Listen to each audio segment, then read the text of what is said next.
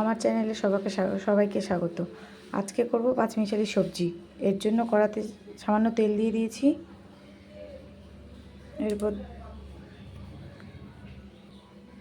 এরপর দেব কাঁচা লঙ্কা, এরপর দেব সামান্য একটু পাঁচফোড়ন। এরপর তেলের মধ্যে সমস্ত সবজিগুলোকে দিয়ে দেব।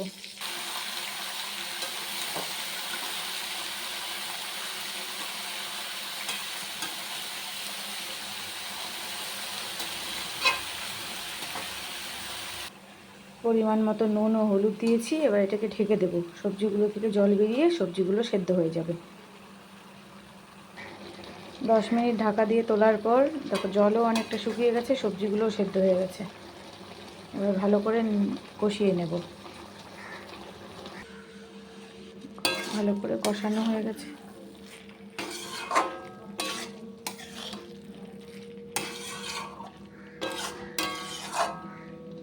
তৈরি হয়ে গেছে মিক্স সবজি। এবার এটাকে নামিয়ে নেব। ভিডিও ভালো লাগলে চ্যানেলটিকে সাবস্ক্রাইব করার অনুরোধ রইল।